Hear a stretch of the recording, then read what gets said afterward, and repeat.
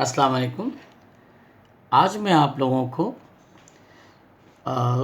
कमरे के अंदर किसी लोकेशन का मैं डिस्कस करूंगा। लोकेशन के ऊपर कमरे के अंदर की जो लोकेशन है, जैसे कोई कॉर्नर हो गया या कोई व्यू टेरेस का बन रहा है या किसी किचन का कोई व्यू बन रहा है। इंडोर जो आपको ड्राइंग करनी होती है, कभी कभी आप ऐसा भी देखते हैं कि मुश्किल में होती है, आप मुश्किल में बहुत होते हैं कि उसको कमरे का व्यू नहीं बनाया जा रहा होता आपसे, और आप पर्सपेक्टिव नहीं बना सकते हैं उसका। तो उसको आज हम आसान तरीके से समझने की कोशिश करेंगे।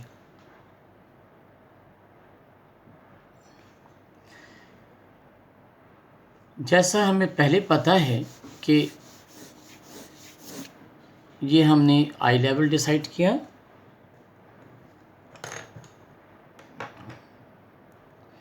इस आई लेवल पर हमने एक बॉक्स बनाना है।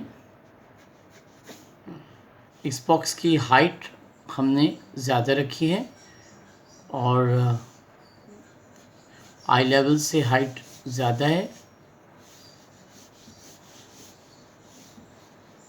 और इसके व्यू यहाँ पर रखा। दूसरा पॉइंट, ये 1 पॉइंट वैनिशिंग है, ये 2 पॉइंट वैनिशिंग है।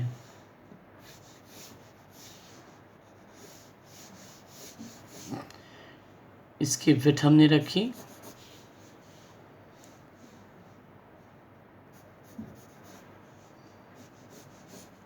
इसको मैं डार्क कर देता हूँ ताकि आपको वाज़ेह हो जाए।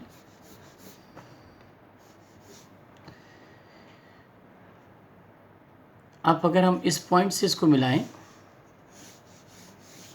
और इस पॉइंट से इसको मिलाएं तो इसका एक बेस मिलेगा ऐसे। इसी तरह इसका टॉप भी मिलेगा। अगर इस लाइन को हम इससे मिलाएं और इस लाइन को हम इससे मिलाएं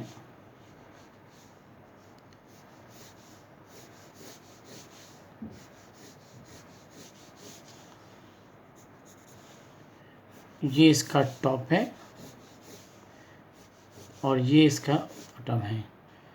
इसका मतलब ये कि अगर हम इनसाइड लाइंस को देखते हैं तो इसको मैं लाइट कर देता हूँ थोड़ा।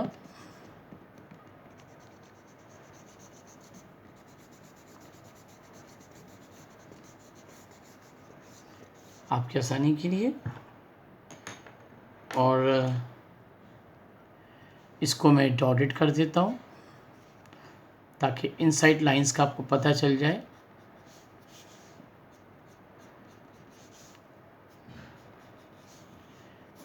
ये एक ट्रांसपेरेंट बॉक्स है जिसके इनसाइड लाइंस, इनसाइड जो वॉल है वो आपको ये नज़र आएगी।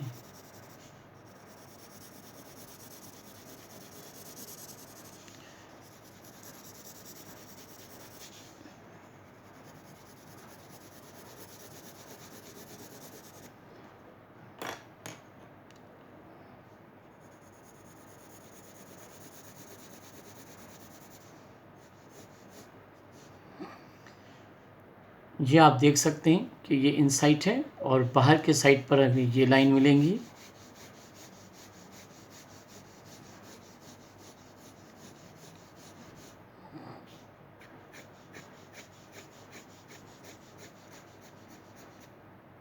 इससे शायद आपको अंदाज़ा हो जाए।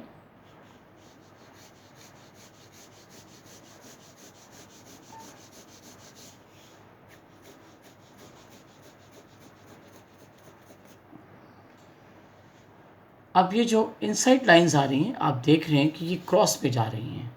यानी कि अगर हम इस रूम, इस बॉक्स के अंदर हों तो यहाँ पर मौजूद हों। ये मैं आपको फिगर दिखा देता हूँ बनाकर।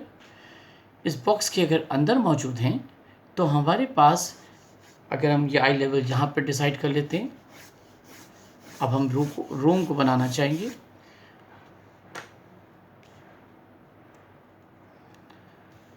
तो इसके जो वैनिशिंग पॉइंट हमने लिए हैं, इसके अपोजिट डायरेक्शन से अब बॉक्स बनेगा।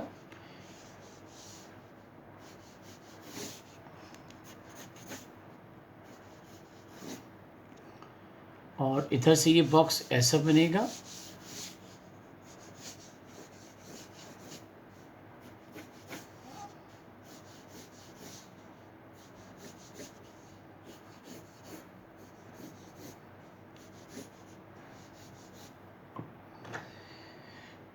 ये इस तरीके से ये दो वॉल्स आपको नज़र आएंगी।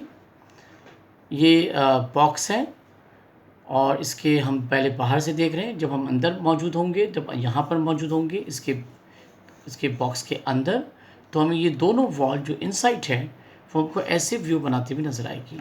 तो समझो कि अगर बाहर से बॉक्स को देखते हैं तो उसका वैनिशिंग पॉइंट बाहर पॉइंट जा रहा होता है, दोनों वैनिशिंग पॉइंट बाहर की तरफ होते हैं। लेकिन अगर आप किसी कॉर्नर को बना रहे हैं, अब जैसे ये कॉर्नर है, यहाँ पर आपके पास एक डोर है और इस डोर की हाइट का जो वैनिशिंग पॉइंट है वो वैसे ही जाएगा। यहाँ पर कुछ पेंटिंग्स लगी हुई हैं, शायद हम एज्यूम कर लेते हैं कोई पेंटिंग्स हैं या विंडो है। ये हमारे पास एक कॉर्नर आ गया है। अच्छा, तो अब जब हम कॉर्नर के अंदर होते हैं, बॉक्स के अंदर होते हैं, कॉर्नर को देख रहे होते हैं, तो उसके जो वैनिशिंग पॉइंट है, उसके जो पर्सपेक्टिव के, वो एक दूसरे के क्रॉस में जाते हैं। लेफ़्ट से राइट की तरफ मूव करेगी वॉल और राइट से लेफ़्ट की तरफ मूव, एक दूसरे से क्रॉस में, इनसाइड स्पेस में। लेकिन अगर हम बॉक्स को देख रहे होते हैं तो बॉक्स के दोनों साइड पर वैनिशिंग पॉइंट बाहर से जा रहे होते हैं। ये डिफरेंस अगर आपको समझ में आ जाएगा तो आप इंटीरियर डिज़ाइनिंग के लिए बहुत आपकी ड्राइंग हेल्प करेगी, कि इसको समझने के लिए कि अगर आप किसी रूम को बनाना चाहते हैं तो कैसे बना सकते हैं। तो ये मैंने आपको टेक्निक बताई कि इस तरह हम बना सकते हैं। अब मैं आपको प्रैक्टिकली ये एक रूम बना के दिखाता हूँ।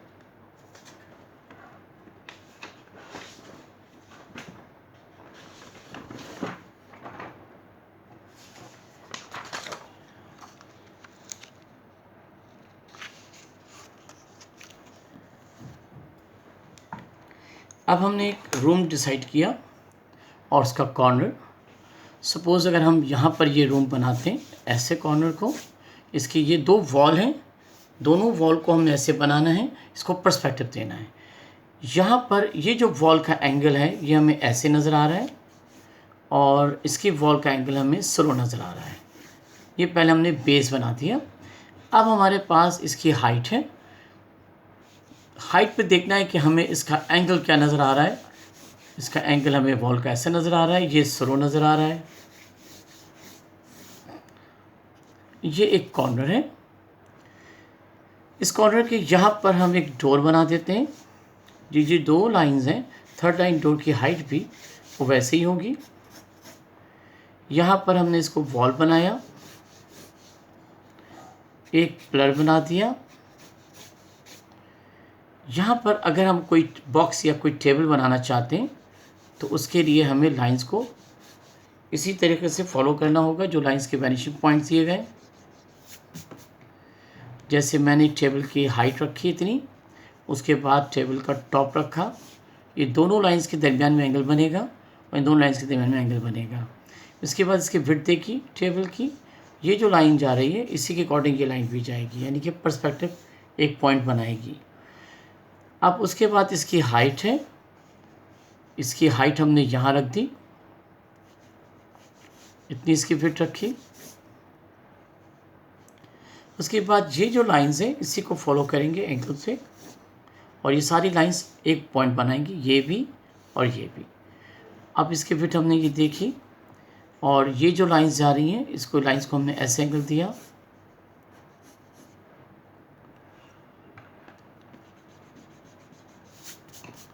इसको हम यहाँ उतार देते हैं, इसका एंगल ये बनेगा।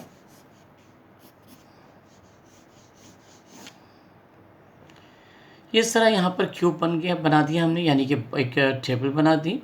अब हम चेयर बनाना चाहते हैं तो चेयर भी बहुत आसान है। अब यहाँ पर एक चेयर के लिए हमें बॉक्स बनाना होगा।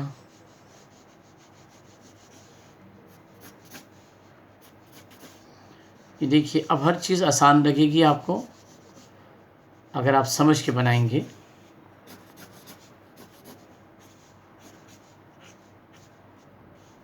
ये देखिए, मैंने एक चेयर भी डिज़ाइन कर दी। कुछ भी आप बनाना चाहते हैं तो उसके लिए आपने प्लान करना होगा, वो इन दोनों साइड की जो लाइंस जा रही हैं उसके क्या वैनिशिंग पॉइंट बन रहे हैं, क्योंकि सारी लाइंस एक पॉइंट पर वैनिशिंग पॉइंट पर जाएंगी, एक वैनिश होंगी एक ही पॉइंट पर, और राइट हो या लेफ़्ट हो, अगर लेफ़्ट साइड से जा रही हैं तो वो भी एक पॉइंट पर जाएंगी, और राइट साइड से जा रही हैं तो वो भी एक पॉइंट पर जाएंगी। तो ये बेसिक स्ट्रक्चर है। अगर आप यहाँ पर कोई विंडो बनाना चाहते हैं या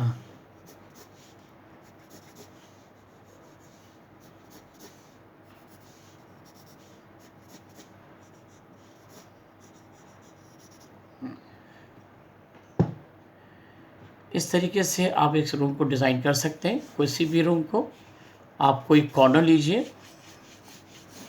घर का कोई भी कॉर्नर हो, आपको शुरू में कॉर्नर से स्टार्ट करना होगा और बहुत आसान लगेगा आपको कॉर्नर पे बनाना।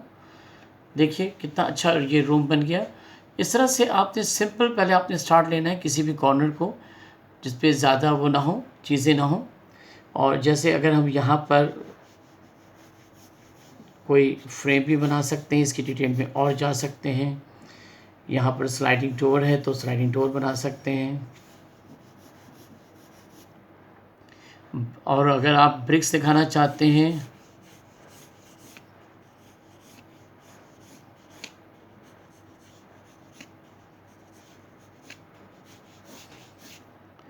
ये देखिए मैंने इस तरह से ब्रिक दिखाई, ये मैं रफली दिखा रहा हूँ, आप बहुत अच्छा फिनिश बना सकते हैं। इस तरीके से हम किसी व्यू को दिखा सकते हैं। अब आप ट्राई कीजिए, कोशिश कीजिए और इसको खूब बना के मुझे दिखाइए, मुझे ज़रूर दिखाइएगा। Thank you.